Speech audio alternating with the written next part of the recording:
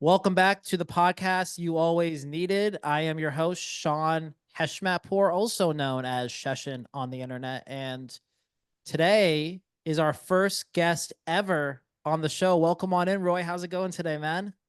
Doing well, doing well. Thanks for having me, man. It's exciting to Dude, be your first guest. absolutely, man. I'm so grateful that you suggested it on one of the calls a few weeks ago as well, because there's so much that you and I relate on as coaches. And I just love how we use different philosophies and methodologies on things, but a lot of our core values really overlap together. And it'll be really interesting for us to really dive in to this topic today from the hmm angles that we've experienced this topic at. hmm For sure. Ah, guys, real quick, I just want to introduce Roy to you guys. He is a friend of mine who also has became a client over in the Divine Alchemy Brotherhood.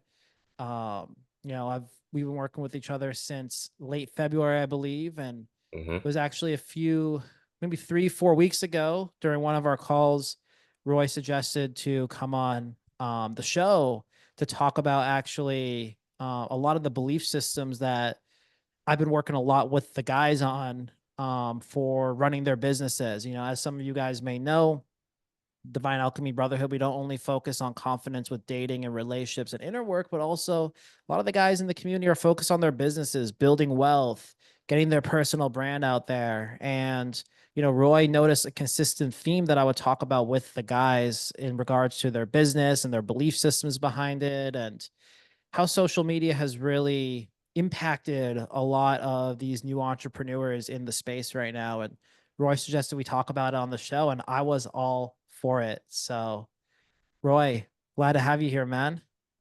Yeah, excited to be here. I think this area of business is something like prior to working with you, I had worked with one other business coach, sort of in like a group container, learned some helpful things there. And then with you, like got some more just building on top of that. That was really, really useful. And I think one of the first things that first started this idea of having a conversation was probably around February when we first started working together. I saw a pretty big account on Instagram. I think it's like almost 300K followers now. Um, he made a post about now he's opening up to like coaching other coaches to do what he does. Hmm. And in the ad, it said, like, by working with me, you get to skip all of the other stuff. You don't need to do these DMs. You don't need to do all this marketing. You don't need to do kind of this stuff. You can just get straight to the heart of it, and build a profitable coaching business. And that's when I kind of sent you a voice memo in the Telegram. I was like, I think something that's missing when a lot of, especially kind of in the spiritual coaching Yeah. space, when people first advertise that, they're advertising it from a place of like they've already reached the top of the mountain, let's just call it a proverbial top of the mountain. And I don't think they recognize that it's in a way false advertising. Yeah. It's appealing. It's appealing for sure. Like if I was just a newbie and I heard, oh, I get to skip like cold outreach, I get to skip engagement or posting every day or this, that, and the other, and I just get to jump straight to getting a whole bunch of clients and getting, a profitable business established. Yeah, sign me up. And the only reason I know that wasn't where he started was because my wife had followed his account when he first started off early on. It was just a couple thousand followers. And he was doing the stuff that he isn't doing now. But when he's pitching it to people who are just starting out, he's saying, oh, you can just do what I'm doing now. And I'm like, no, I think that's not sincere. I don't think that's actually like you wouldn't tell a new student coming into a martial arts dojo, hey, you could just do exactly what I do and you'll be like a black belt. Right. Exactly. It's like you have to learn, using a math analogy, you have to learn addition before multiplication. Um, and man, I've even seen this like outside of business as well with other coaches where they teach some sort of inner skill in a certain way. And then they grow and then they realize that they don't need that skill for that chapter of their life. They can just use a new skill Hmm. But then what they do is they tell their students, they tell their audience, you don't actually have to do this. It's like, no, you did this in order to get there. There Hmm. is a evolution process that's involved with everything that we create in life. And, being able to actually talk to people at different levels of where they're at, what their business, their personal health, their mental health, their level of consciousness, that really is what really good coaches bring to the table, in my opinion, to be able to speak to people at Hmm. different levels. Yeah. Yeah. And so that's kind of where the idea came from. It was like, hey, Shawn, would you be down to like kind of break down some of the myths that people can get seduced by for Yeah. entrepreneurship?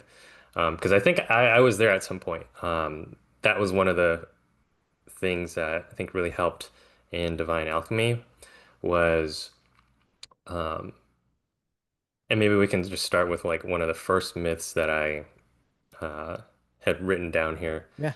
which Yeah. was, let me go to my notes here. Like clients should come effortlessly without me doing anything. This was something I heard like in a separate coaching call where a woman was being coached by a guy. And she's like, I used to be in the corporate world. Like I know what it's like to hustle, grind, to like sell my soul and put it all these hours to all this work. I'm done with that. I do not want to hustle like that anymore. I'm done with corporate culture. Now what I want is just to have people come to me. I don't want to market. I don't want to do any of these advertisements or outreach. Just people are supposed to find me and I get to do this beautiful work to help them. I think she does like work as a hypnotist or something. I get Yeah. to do this amazing work to change their life. And I was listening to that. I was like, well, that's kind of going just to these other extreme. Like you've been in the corporate world and now you're in this of people should just come effortlessly. You don't need to do anything. I had been in that mentality early on for my business too. I thought as long as I, in that spiritual space, hold the frequency, and I just whether you want to do a vision board or affirmations, like yes, I am getting clients coming to me. I'm getting this much amount per month. It it's a it's a way of bypassing like the hard work, the necessary work, right? The whole chop wood, carry water. Yeah. Um, so yeah, I mean, in your journey, can you identify anything like that you would say is maybe two or three examples of the sort of nitty-gritty chop wood, carry water stuff? Like, well, no, you kind of got to do this. You can't just sit Yes. there and be like, yeah, people come to me because I set the frequency and I put it on a vision board, so it's supposed to happen. Yeah. Absolutely. I have plenty of examples I can give from the 4+ years I've been running my business.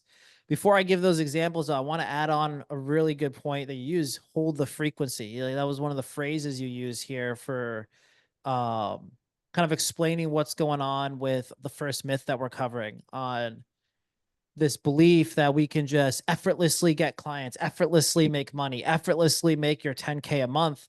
That is very misinterpreted because a lot of, and I'm just going to flat out say it, usually that mentality comes from people more on the new age spiritual side, Mhm. Yeah. and there's nothing wrong with that, by the way. Every ideology has its misinterpretations that can come off a bit unhealthy or unserving, you know? We're going to get to the other side later on the show. Don't you worry, guys. Hmm. But, um, it's because of a lot of the marketing with a lot of these spiritual coach entrepreneurs nowadays. It's I manifested by holding this frequency and I got the 10K a month, which is great. Holding the frequency is super, super important. But a lot of people think that holding the frequency means not actually doing the work.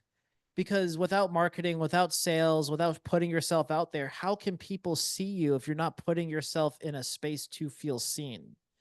I see marketing and sales as just another opportunity to be seen. It's one Hmm. thing to create new thoughts and new patterns to feel safe in being seen in a one on one setting, or maybe at like a small local area, or with your significant other or with your parents.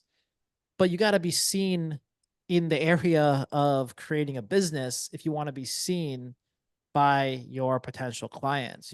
So it's like you got to hold the frequency that's important, but you do it for you. You don't do it for the result. Holding the frequency is healthy for your mind and body and your soul.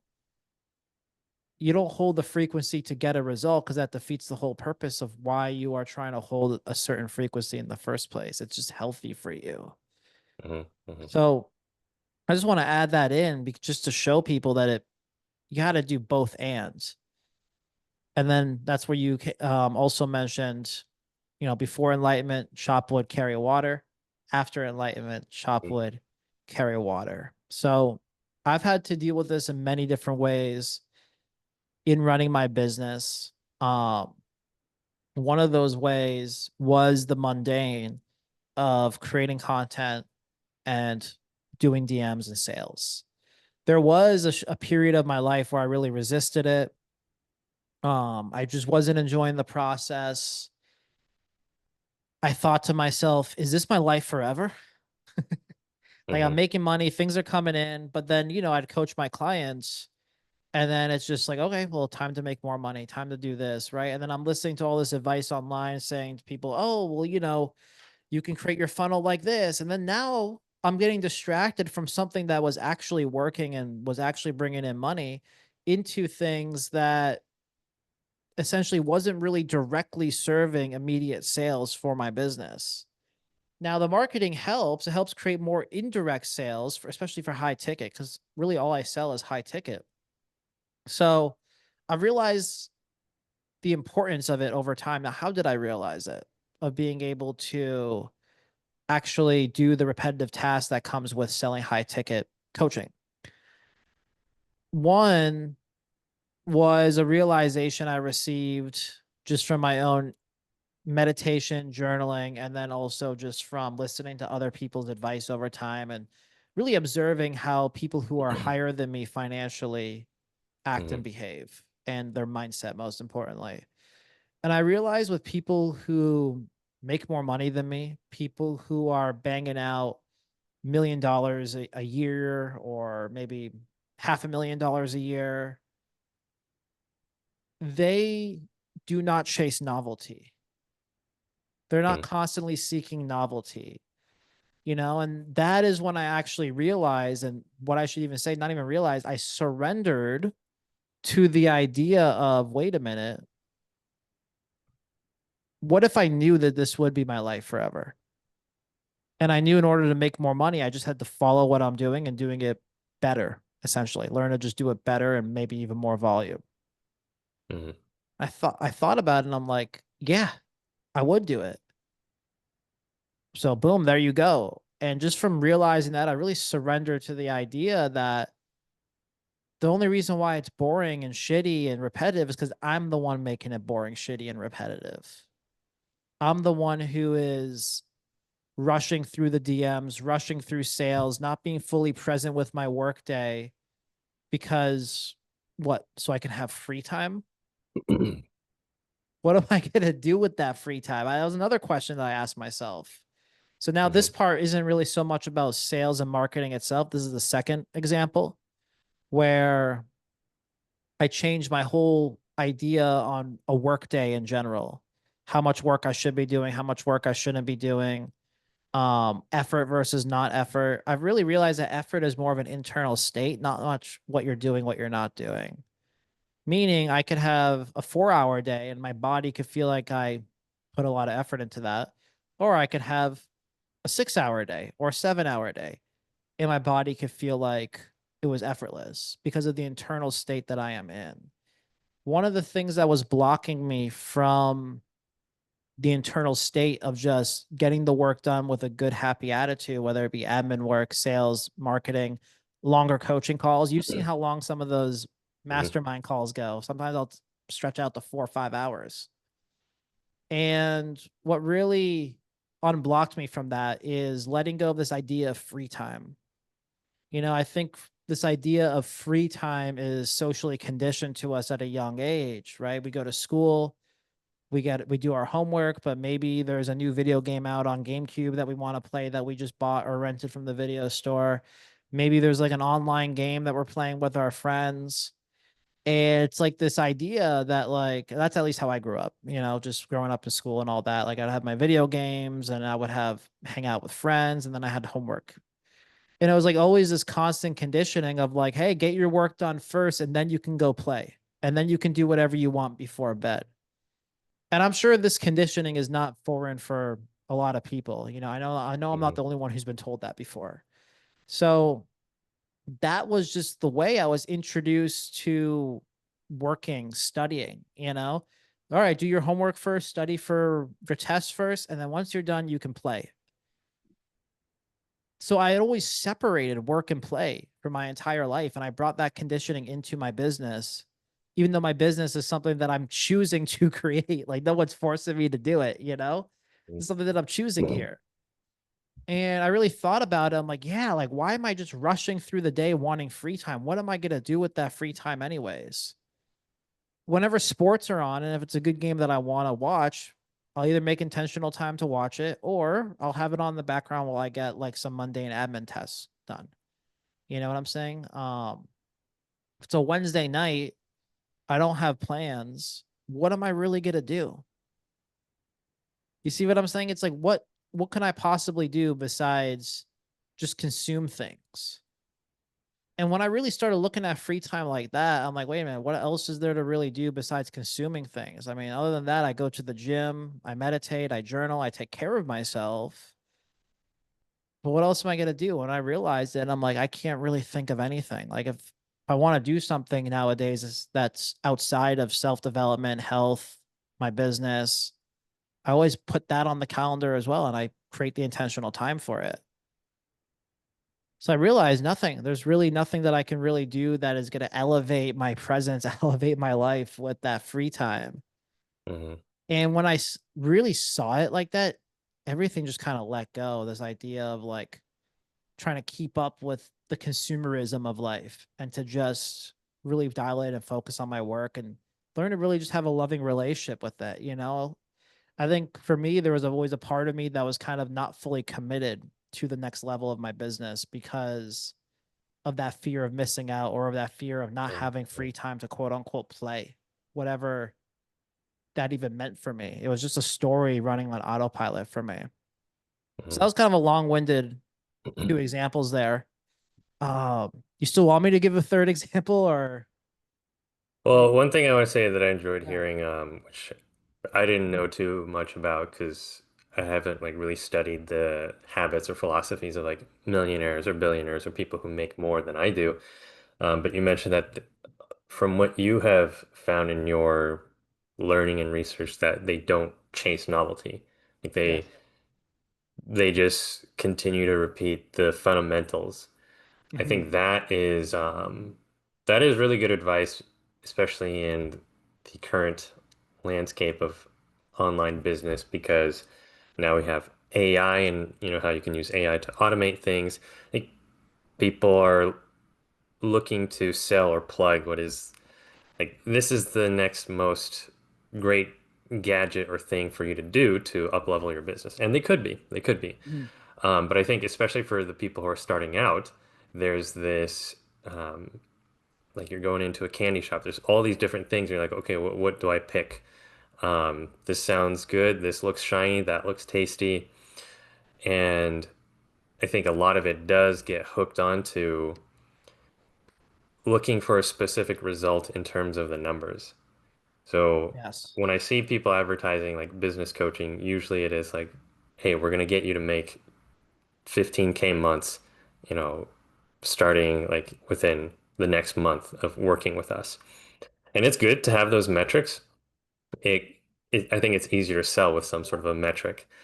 But something that I've learned throughout this, and it sounds like based on what you shared, that was also your experience, is okay, you get the result. So then what do you do with it? What do you do with that money? What do you do with that extra time? If the idea is you use money so then you can buy more time for yourself, time freedom. And I think when some people get deep into that, they're not quite sure. And so there's so much focus on the end result of this number that they make per month or like retiring at whatever age Yeah. that what gets lost is how are you being refined as this individual in the process? Like I think it could be said, our job is not necessarily to perfect our business but to allow what we're trying to create through our business to perfect ourselves through this process. Yes. Just like a martial artist, they have also said, Yes. there's some parallels here. They're like, your job is not to perfect the style or the form, but this through practicing the style, you are perfecting yourself. And I think some Exactly. people don't care about that, or at least I don't think too many people, business coaches, emphasize that. Yeah. It's like, hey, are you buying in on yourself in the process that's required for you to become refined, to be the one who can then anchor down this mission, this purpose, this business in service to whatever larger vision this is. That gets A lost in the hundred numbers. percent. Yeah. 100%. And I'm really glad you brought that up because it's like, I think a lot of people get sucked into the marketing of the coaching world and the entrepreneur space. Yeah, I want to make 15K a month. Just show me the strategy. Right. And then they don't like the strategy because it's work. And then they start chasing a new strategy. Hmm. Hmm. And man, there's so many guys I've seen who have jumped from strategy to strategy to strategy and just haven't gotten any results because they're chasing a quick result because they were marketed that belief, they were marketed that belief to them and they see it as truth unconsciously. When it's really like, no, you got to just pick a strategy. And like you said, you perfect yourself in the process of building off that strategy. All the strategies work. There's a million ways to make $1 million and all of them work. But you got to pick one and commit to it. And in the process of that, you're going to develop as a man as you are building your business. That then dovetails well with something else, a second myth that I've seen in this space, Yeah. that some people see, which is I should be making 10K a month, 15K a month by only working 2 hours a day for 4 days a week, or some other number, three Yeah. hours a day, 4 hours a day, Tim Ferriss 4 hour work week.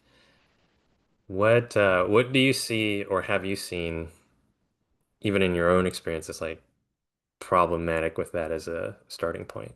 Yeah. So this is myth number two right here, right? Myth number Mhm. two for the audience. All right, Yeah. beautiful. Honestly, it's a complete distraction. Like, and I know there's a lot of coaches in our space who follow that Tim Ferriss model for their marketing. And look, if it works for them, great, you know? Um, but what I've learned is it actually creates a lot of distraction for beginners, especially for beginners. Um, and the reason why it's such a distraction is because, listen, it's like you don't know what your day is always going to look like, even though you plan it ahead. You might plan to do X amount of outreach per day for sales, and then you realize that that wasn't enough for you to hit your target goal. So you got to increase the volume, and that may just take more time. Are we going to just totally cut off from the goal that you set yourself for the day because of the amount of time so you can hit that 3 hour mark and then use the rest of the day to just like do other things that may not serve you or may serve you in other areas, but not your business? And then on top of that, the other reason why it's such a distraction is because maybe there is someone who's working 5 hours a day and they believe, oh, there's something wrong with my business here. There must be a way I can save more time. When in reality, all they're doing is working 2 to 3 more hours more than what is marketed. And what that person is selling for the 3, 4 hour workday could be a totally different business model than what that other person is working on 6 to 7 hours a day. They could just have totally, completely different goals with their business and what they're selling and how they're creating it and what it is that they offer. And maybe even the purpose that goes beyond the business itself for the the big message, the big impact they want to make on the world. It's just different for each and every person. And it's different for each and every season of your life as a business owner too. Some seasons are going to be challenging because there's a problem that you need to solve in your business and figure out, and that's going to take more time and attention to figure out. Other seasons, you'll have it figured out and you know what you got to do to maintain, or you already know what you got to do to grow it. And to be able to just put one label, one idea, 3 to 4 hour days, and that's it, you're good. It's, in my opinion, I believe it's just an immature way to look at business, because the reason why we create our business is so we can create solutions for other people to grow. And the moment you're saying, hey, here is how you can package your day to be a 3 to 4 hour of making money only, it kind of defeats the whole purpose of being a service to others and to make a true Mhm. impact in your environment. Yeah.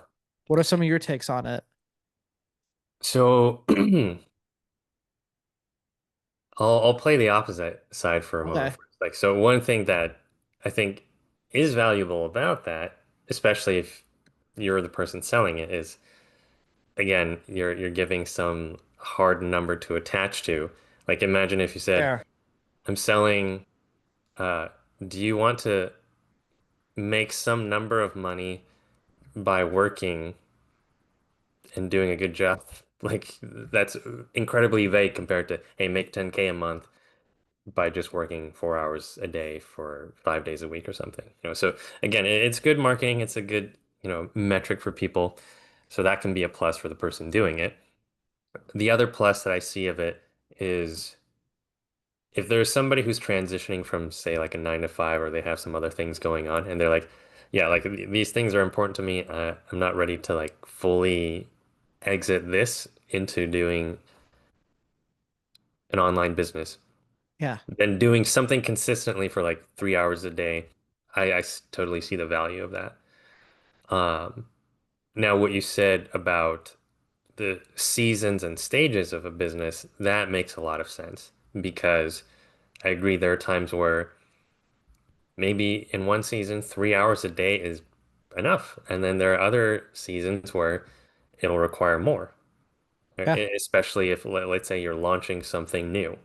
It could be a membership, it could be a new service, it could be a course. In those days, you're not going to be attached to that 3 hour, 2 hour, whatever workday that you set for yourself. And if that's what your faithfulness is too, is like, oh, here's the gold standard of how much I should be working a day, and any more or any less, that means, something is wrong. I can understand how that becomes a distraction. It stops becoming about what is needed in this season for my business, Yes. what growth edge I'm being pushed into, or if I need to lean back a little bit. Um, Right. it's too much on the number of hours. I agree completely. And I think, you've seen this on the calls before too. Some of the guys are like, well, it takes me this long to do that. Is that okay? And Hmm. I'm sitting there thinking, well, that's how long it takes you to do it. Yeah, honor it. And that's the Hmm. thing. Like, I'm not too strict as far as like your day has to look like this. I do leave a lot of room for creative output and honoring the pacing of yourself. But at the same time, I also don't use that as an excuse to kind of like bullshit around and just say, hey, well, because this is how long it takes you to do something, you should be able to make this at this amount of time by not doing that in this amount. You know what I'm saying? It's like work at your own pace, but also have deadlines for yourself. Hmm. Hmm. Deep down inside when you feel unsatisfied if something is not getting done or not. It.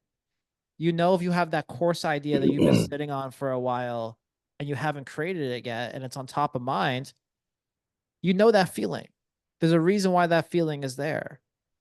And maybe worrying too much about how long it'll take or how long it won't take, it's just more of a waste of mental energy when that energy can just be used on building the thing itself right then and there. Hmm. Yeah, yeah, I can speak to that growth edge for me when I was, I think February or March into Divine Alchemy. Yeah. The DMs, the posting every day, the engagement. Um, it was not something that I was like, I didn't want to put too much time and effort into that. I was like, yeah, I just want to get the clients. So when you put forth that challenge, I was like, okay, yeah, I can feel what first came up was just exhaustion to think about, okay, well, so how much time is this going to take per day to do X amount of comments, X amount of DMs on top of posting every day? Um, and I think really what shifted for me was one, I had the idea of, well, let me just change how I'm posting. Like I've loved to do long form, but what if I did short form? Then I actually could post every single day. So I played around with that. Yeah. Um, and actually there was more energy. It's like, oh, cool. I can actually do this thing that I didn't think I could do. With the DMs, with the comments, that did take more time, especially early on. And then later on, it kind of took less time, or I developed a certain flow where I recognized, okay, I can do well with just this number. I think when we first started, it was front loading with higher volume. Yeah.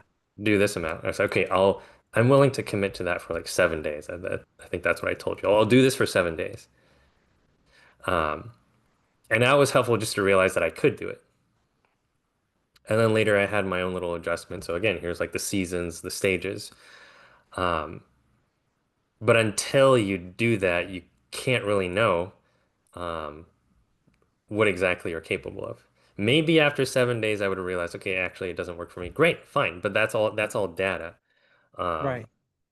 so I think, yeah, there's something about maybe especially in some of the spiritual space where I think a lot of the eternal child comes through, right? Whether that's the puer eternus or the Yeah. puella eternus, is like there's a sense of I'm special, and because I'm special, there's got to be a special way for me to do this that I don't have to do it the way that other people have done, because that's so traditional, that's so outdated, um, that I think people who are coming from that mindset would do well with some of that challenge of no, here, do some of the mundane, some of the boring.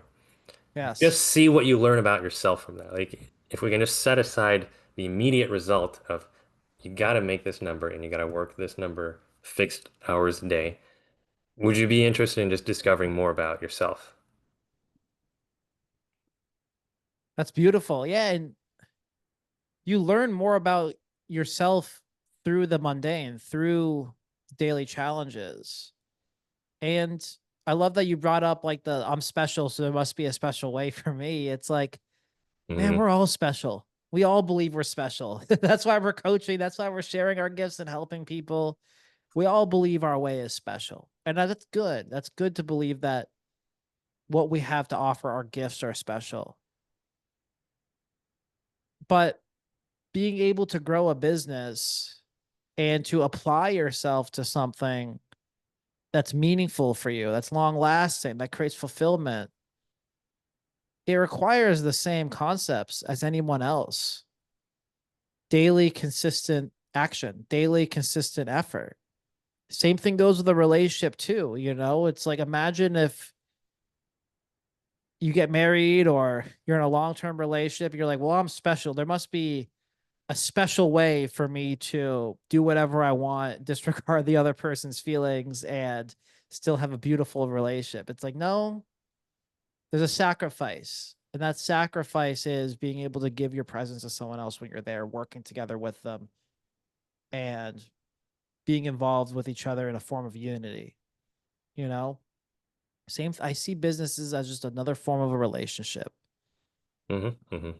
It's going to have different seasons. Those different seasons are going to show you about yourself through the business. And then from there, you grow and you're able to engage with your business in a healthier, higher, more loving way.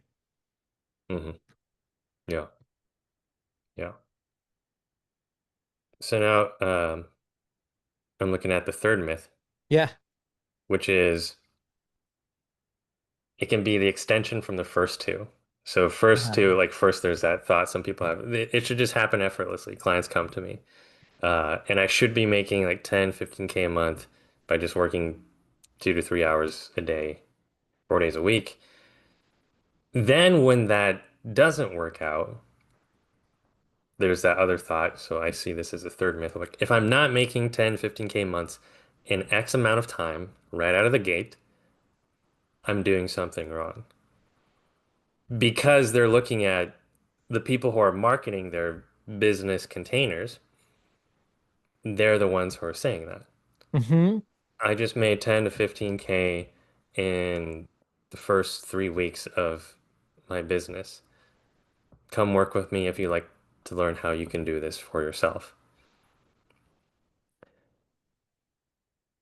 And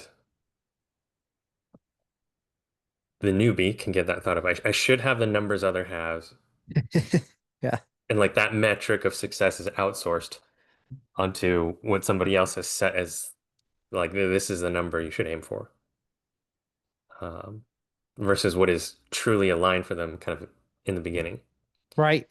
And what it So, takes to hit those numbers. I don't think they realize the amount of effort it takes to hit XYZ amount of numbers.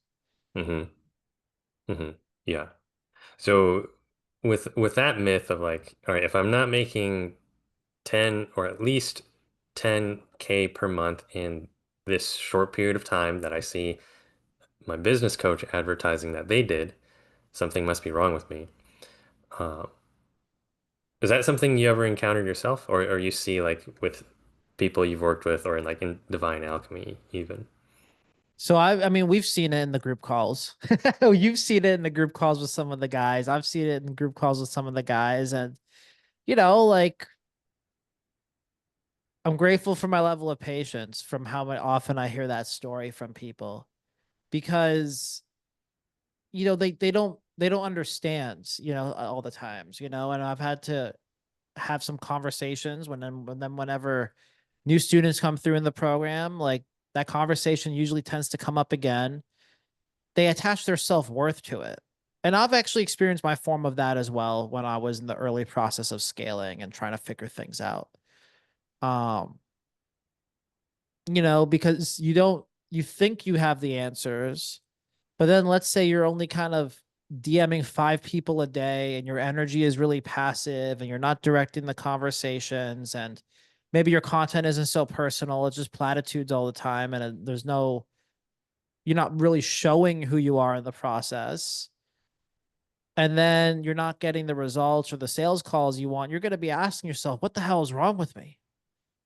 And that is where the conditioning of self-worth comes in and how so many people take that so personally, the process.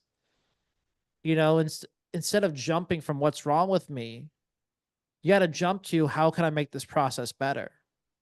Because it's usually something's wrong with me or I need to change the strategy. Those are always the first two programs that people show me when things aren't going their way for the first couple of weeks of consistency that I assign them. And that's where I really need to show them, no, what you're doing is fine, but let's actually take a look at your posts. Let's actually take a look at how you're doing the DMs. Oh, you're telling me now you haven't been doing the DMs consistently every single day or even every other day. How are we supposed to get to the next level if I don't even have anything to coach you on? Right. And then it's like being able to zoom out and see the process logically helps you not think that there's something wrong with you if you're not getting the results. Because it's, again, you have to put yourself out there in order to be seen and hop on a sales call with a potential client. How can you sell if you're not even selling, right? That's how it works. But I think sometimes people who struggle with a lot of self-worth issues or, maybe experience some sort of abuse or trauma early on in their life, they'll give it a very, very soft try and they don't really know what they don't know or understand yet. And they're very quick to take it personally or to view it as something that they're not good enough to do. When in reality, they're just not asking the question of sales or they're just not putting themselves out there in their marketing or whatever the issue is that actually needs to be solved from a material world level and so much less an internal level.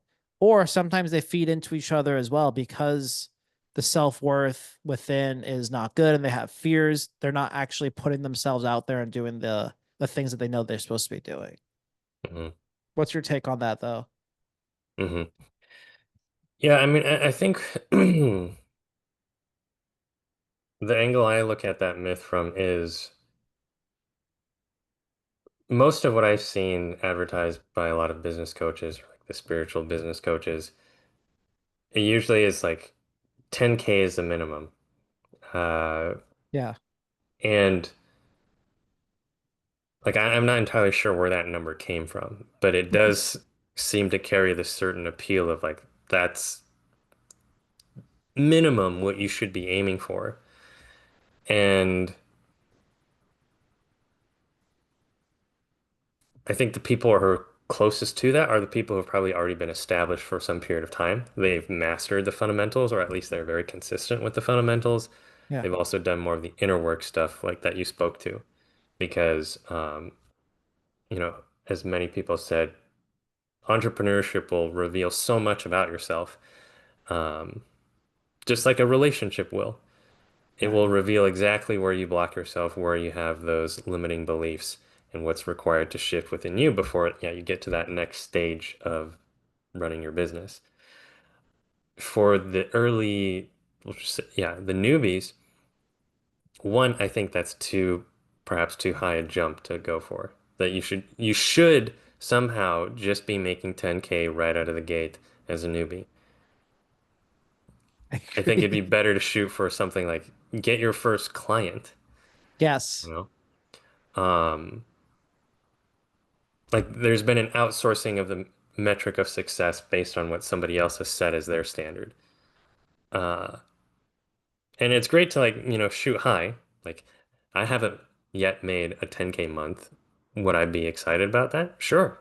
But I've also been excited about how I've been more consistent in just earning more per month, having consistent clients than I did even a year ago.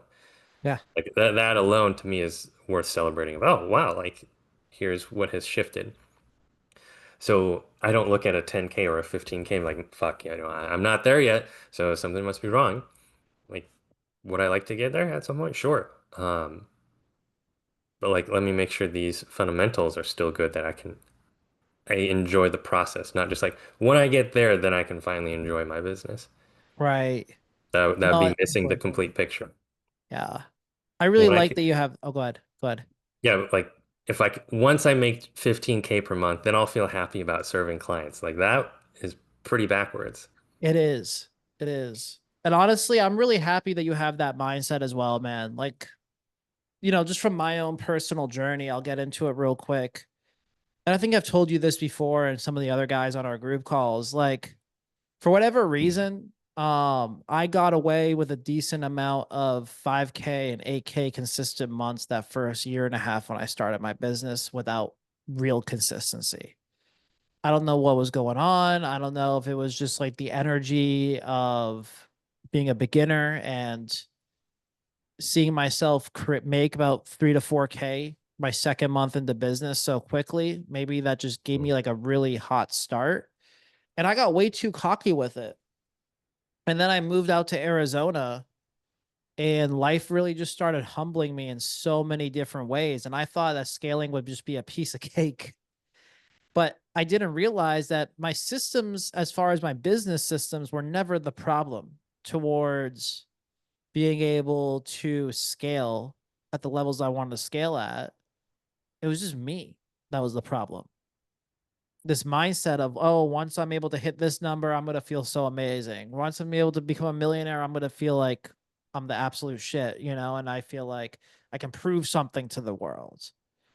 And because of that, that actually made me more lazy. It made me not want to do the work. It made me resist the work. It made me tense up and it made me avoid a lot of just basic consistency that I knew I had to get done for myself in order to be able to actually embody the person that can receive, consistent 20, 30, 40K months. Cause that's like what I'm going for right now. Like I want to craft my business in a way now where 20K a month is my minimum.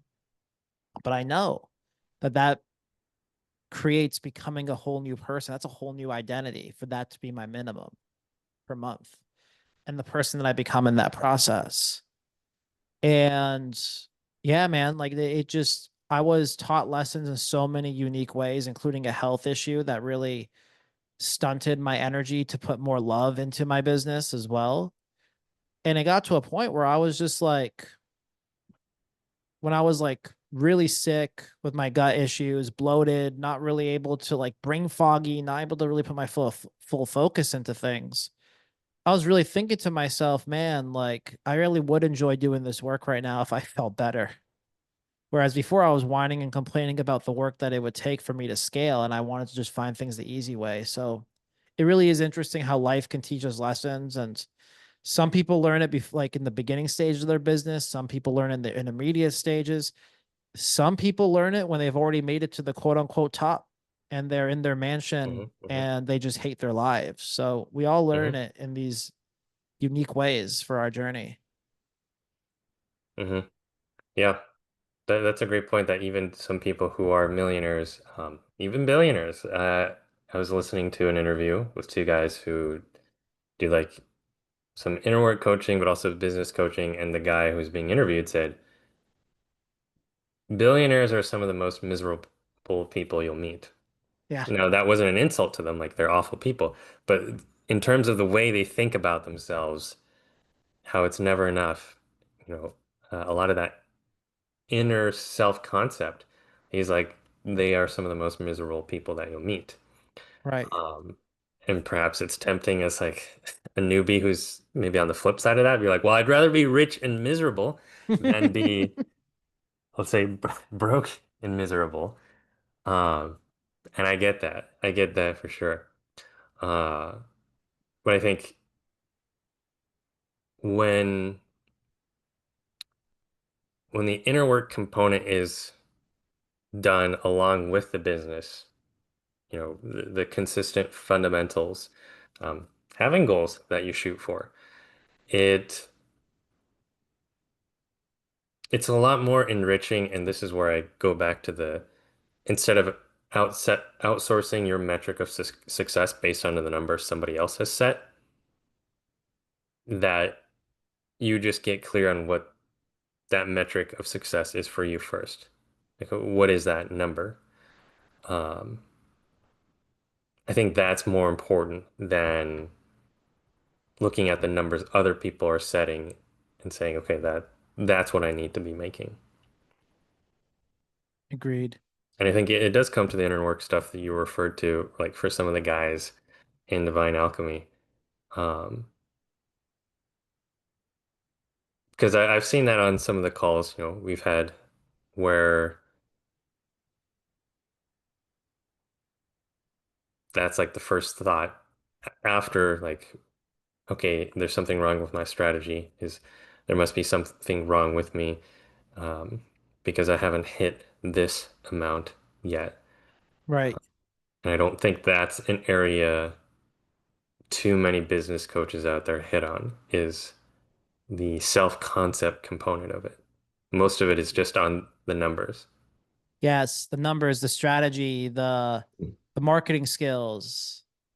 And think about how many cohorts there are out there in the business coaching space where it's like you take the class, you're there for 3 months, you have your self-paced learning modules, you go on the group calls, and everyone's just talking about strategy the entire time. But how many people actually make money at the end of those cohorts because no one's helping them with the self-identity work that comes with this? hmm hmm Yeah. Well, so this is a good segue to the other Yeah. side of the pendulum. So Yeah. we've got like the spiritual, that like it should just be easy. Now let's flip to I think this is number four. With number four, the people who go, I need to grind myself into the ground. I'll sleep when I'm dead, but I need to grind myself into the ground. That's how I, succeed in business. Yeah. What's what do you see as the issue with this myth, this belief? I would say it's the same core issue, but for the most part, same core issue, but express in the opposite side of the spectrum. What about you? Yeah, I think they both stem from that self-concept of who I am is not enough, or something about me is not enough. I'm Yes. not good enough, not strong enough, not rich enough, because whatever origin those beliefs date back to. So this is like the compensation for that. So people don't really then get deep into that reflection of, well, so why? Why am I doing this? What for? When I finally achieve this, then what will that do for me? Um, it is the opposite polarity for sure. Um, and it it really, the way I see it on an energetic level, right? You speak a lot to the energy behind the actions that we do. On an Mhm. energetic level, I think it completely severs a person from service, of doing something where the person on the other side can sense like, okay, yeah, they're going to be charging me for this service, but I also get the sense that like they really care, one, that we're a good fit for working together, and two, this isn't just so that they can get paid. Like they're Right. interested in seeing the transformation for me. They took the time to understand, you know, uh, why I even want to do this. I think the energy of I need to grind myself into the ground, I'll sleep when I'm dead, is on a dating level, like the guy who says, I need to get a lot of notches on my belt so that I can prove to myself I'm a desirable man. Yes. Yes. And those guys later on, they're like, I've slept with all these women and I feel completely hollow. Yes. So who are you serving? Right. Using the relationship analogy, love is a form of service. Engaging with the opposite gender to create something is a form of service. Hmm. So sleeping around, getting your numbers up in that area, that is the opposite of service. And as you just beautifully mapped out right over here with business, it's the same thing. It's the same thing. And I'm sure you can feel it. I'm not sure if you've been on sales calls before with people who just want to get their check. You can feel the energy, you Hmm. know? You can really feel the energy when they need you more than you need them. Hmm. Hmm. Yeah. Yeah, I haven't gotten on those sales calls before because it comes out in the DMs. Yeah. So it comes out long before a sales call ever happens. So for me, like on the receiving end, I don't even entertain the sales calls unless maybe like I'm very curious and bored one day. I'm like, "Oh, let me just see what this is like." But usually it happens in the DMs first. Uh, Yeah. there is that energy of, hey, like I really need this sale. So how can I like move this conversation to that sale as soon as possible? Um, and early on, I had that. Early on, I had that for sure. Um, and then over time, it shifted because there was less of that self-esteem attached to just the result. Like it got brought back to remembering the essence of it, of the piece around service. Yes. Because when you're in service, well, one, you're going to do a lot of the sales work for yourself by just being an attractive coach, showing Hmm. them, hey, I care. I know what I'm talking about here, not by proving it, by just reflecting back to them what you're noticing in their behavior on the sales calls Hmm. and Hmm. all these things. Like that already creates the attraction and the trust process itself.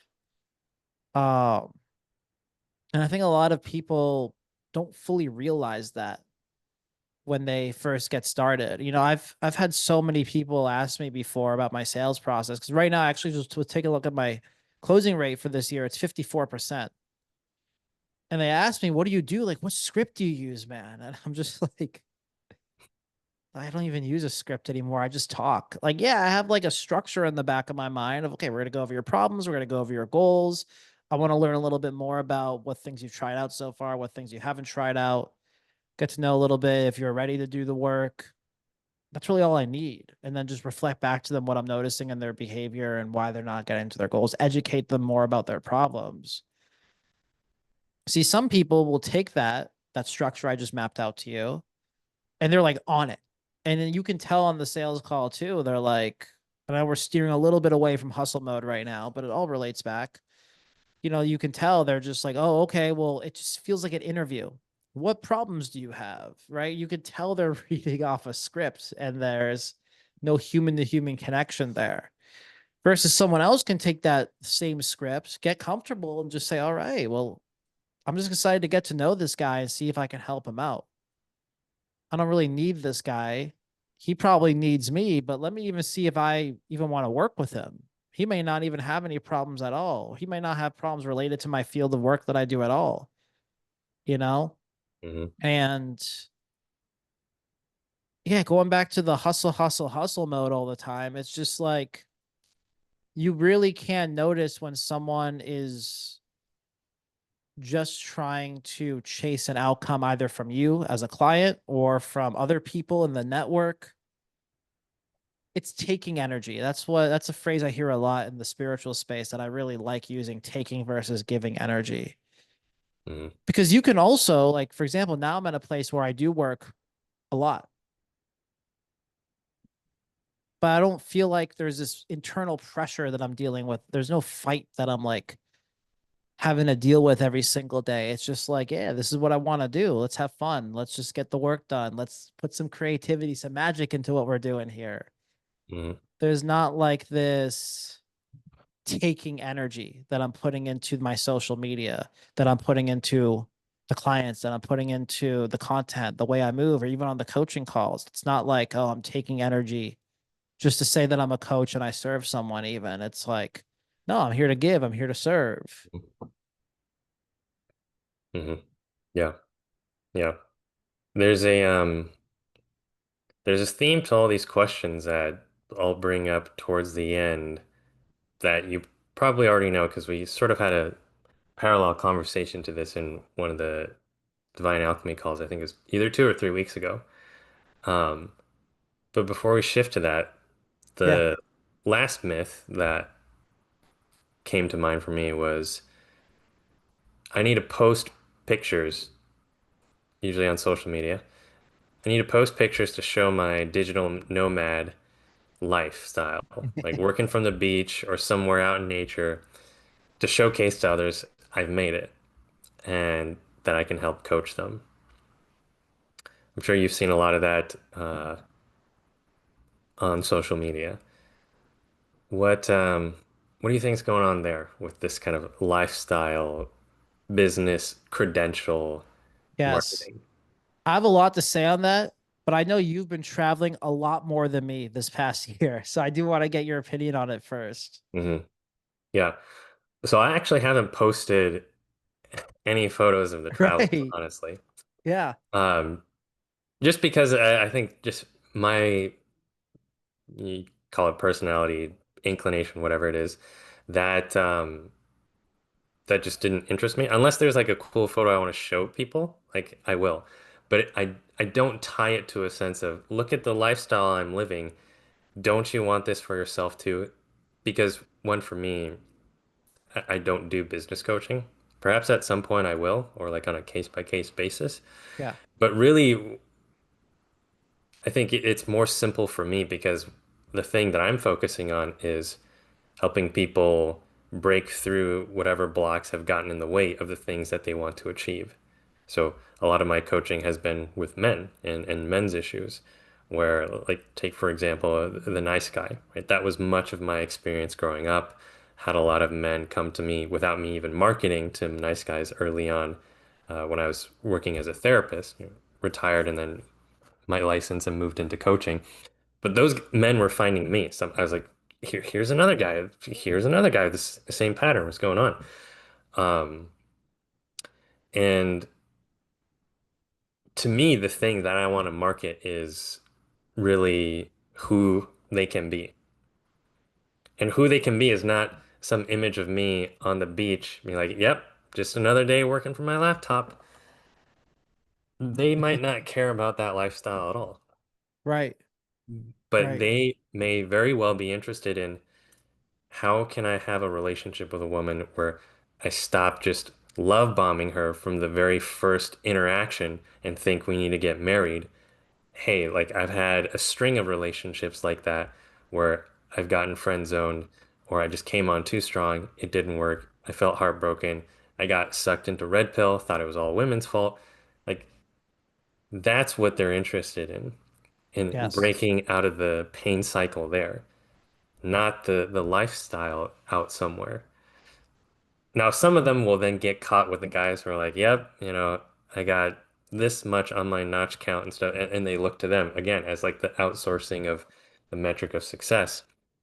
Whereas I'm more interested in getting to their heart and their mind. And Yes. so that's why my marketing, it's not exactly related to business coaching, right? So I think it's less relevant for me in terms of posting, hey, where am I and where am I working from? But I have Right. seen for a lot of business coaches and a lot of the spiritual business coaches, I think I've seen it more for women than men, but I've also seen some men do it too. Uh, there's the classic example of Ty Lopez, like, here in my garage, just bought this new Lamborghini. You know, Yeah. there's that kind of stuff of like, here's the lifestyle, and that's why you should work with me. No, I appreciate you saying like your perspective on lifestyle posts and your opinion on them as well, because it has to match the focus of what you're creating, Yeah, you know? So if you're working on men's hearts and minds and inner work, similar to what I do as well, it which I don't know, it's also funny because there are a lot of inner work coaches that show off their beach in Bali or whatever that they're doing, you yeah, know. yeah.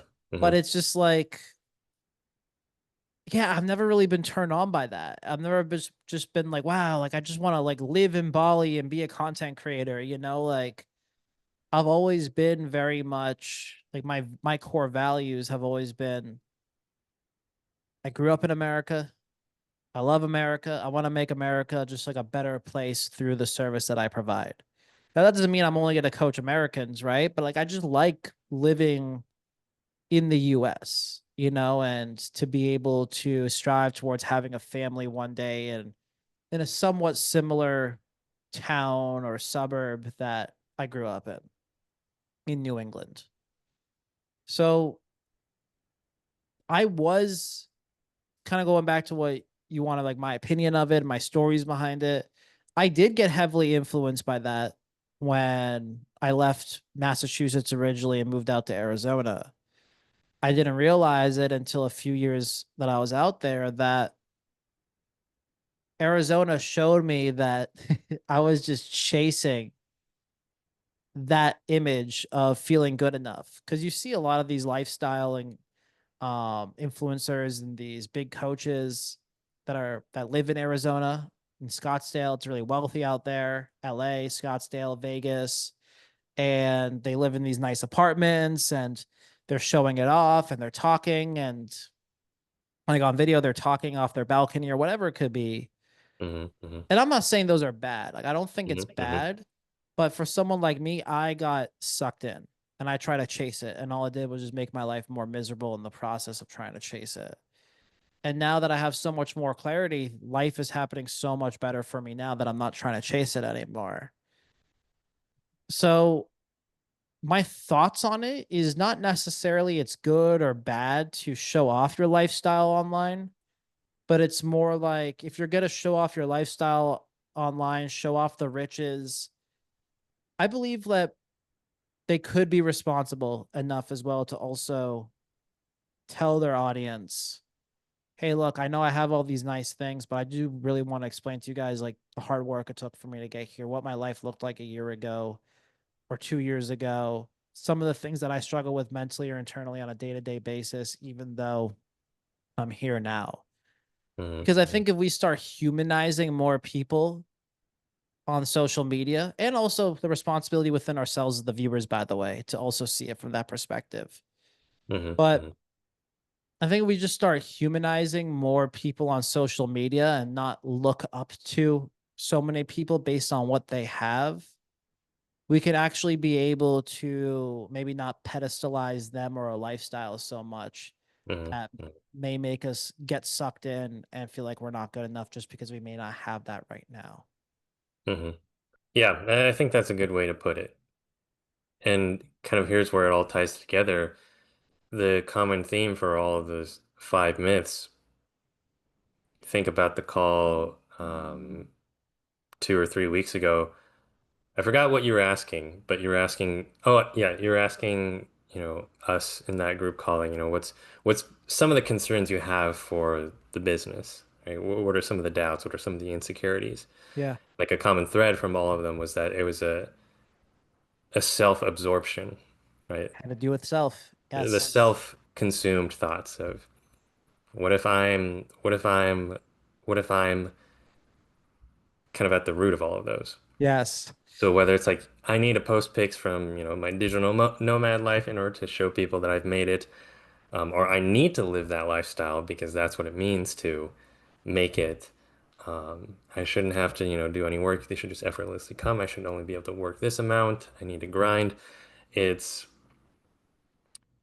it's a Self-absorption. Sorry, go ahead. self-absorption. Yeah. Yeah.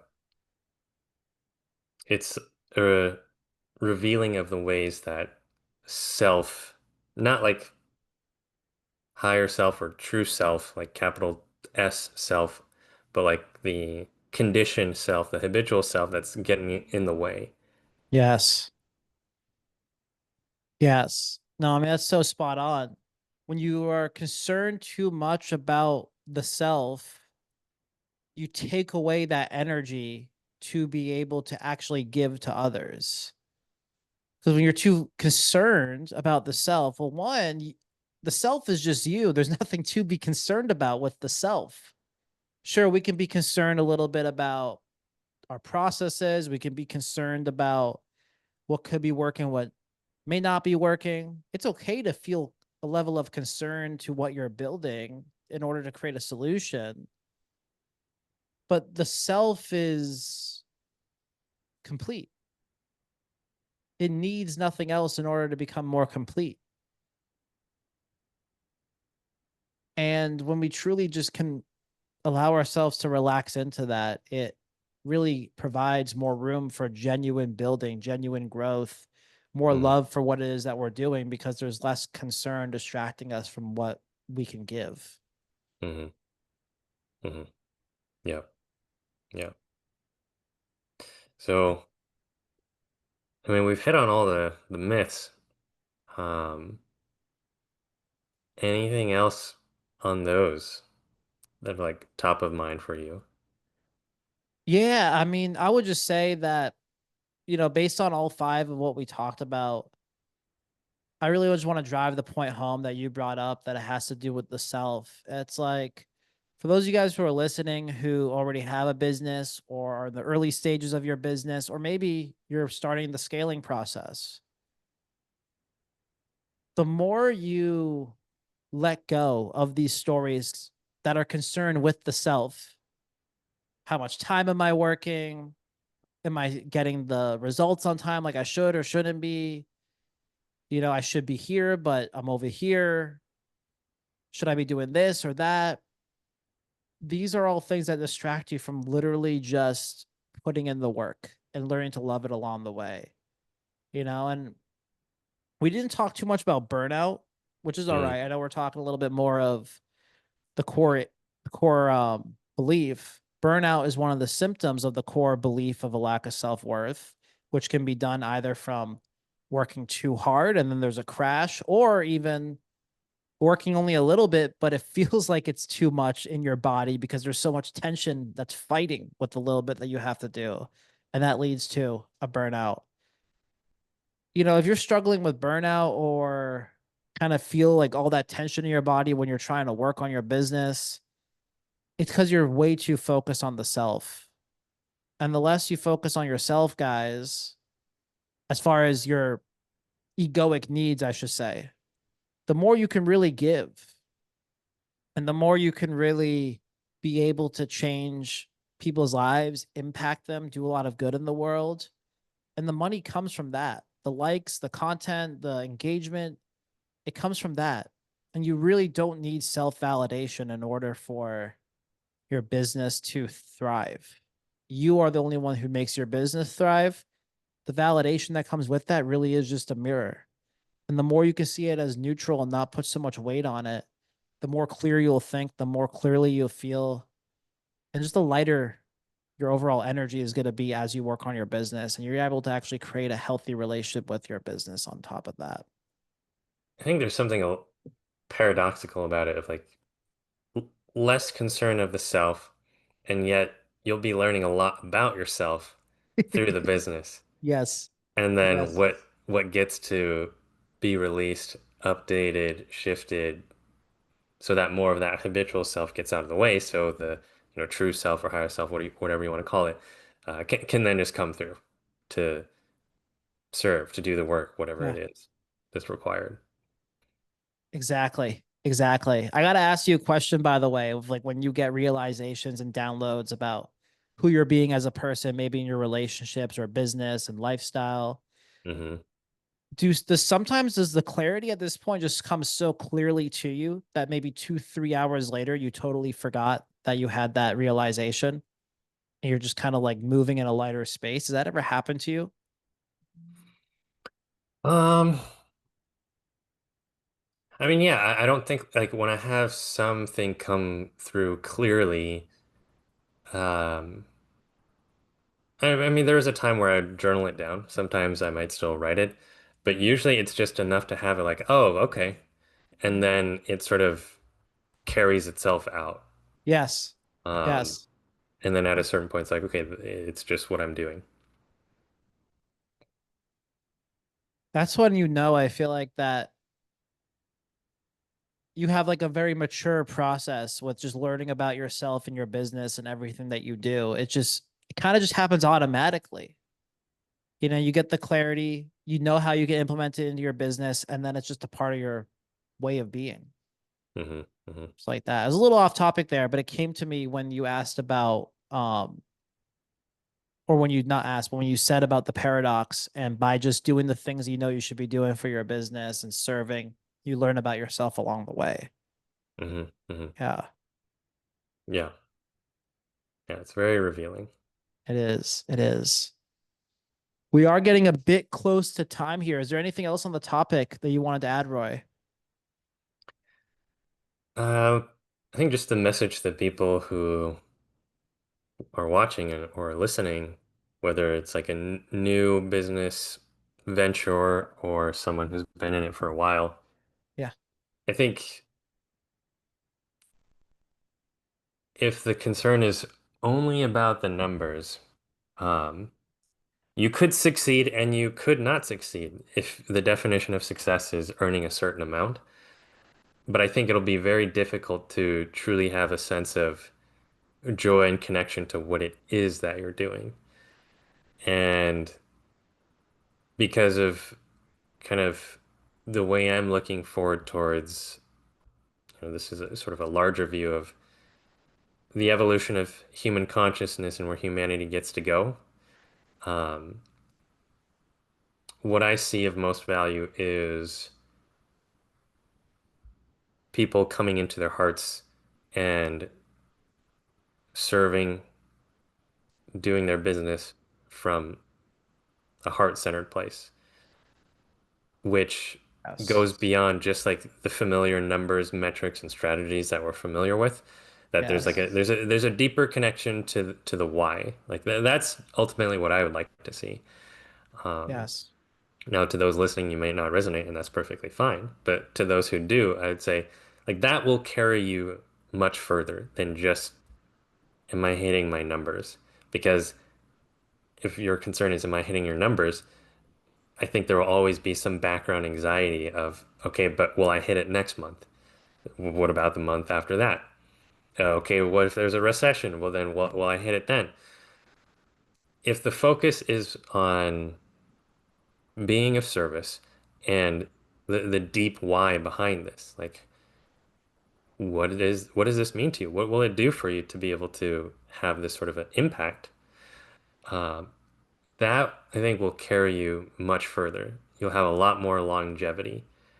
And even in some of those difficult moments, because I think even the millionaires and billionaires have had seasons where they've lost it all. I think some millionaires have said like they've become broke many times before they became a Yeah. millionaire.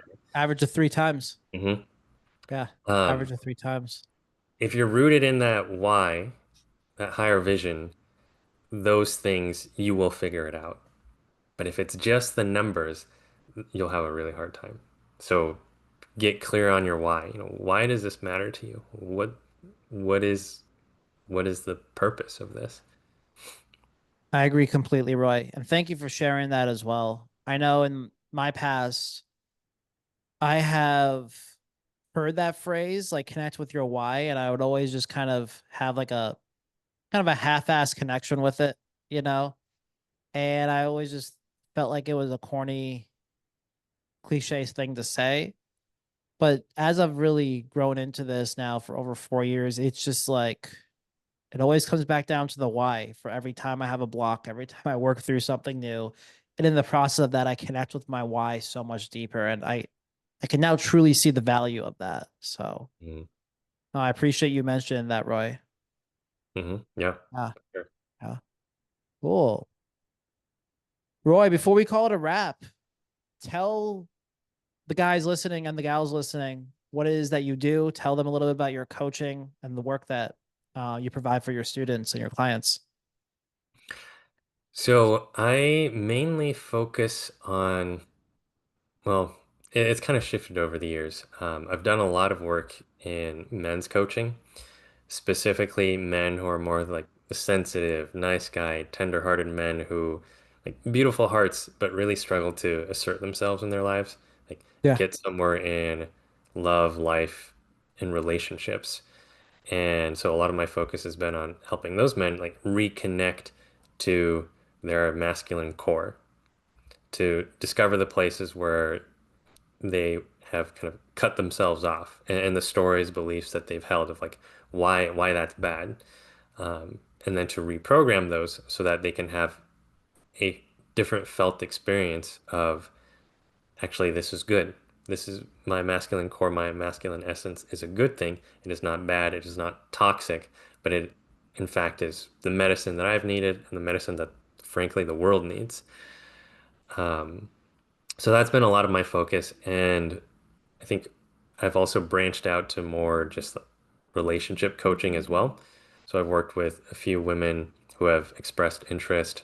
So kind of like soft announcement, I've opened my coaching up to women as well because a lot of women also running into relationship issues where kind of some of the dominant narrative out, especially in the West, is I think very just women getting the message is that if the man isn't making you happy, then you just dump him.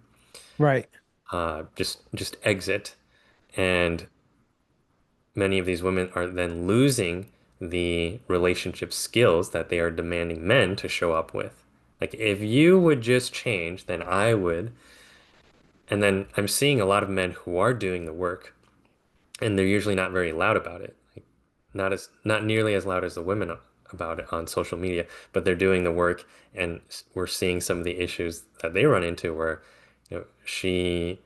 there's this un unrealistically high expectation uh, upon their man to like behave, use a certain tone like perfectly all the time.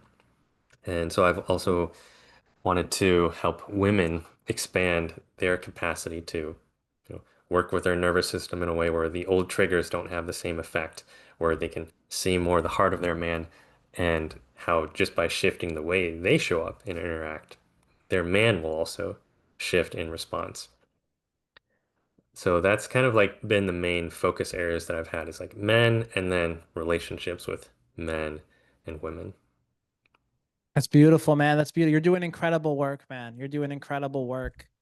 And I know today we covered more business stuff, but I would love to have you on again in the future to talk maybe more about masculinity and relationships. I'm sure there's a lot of crossover there that we can really dive into with each other.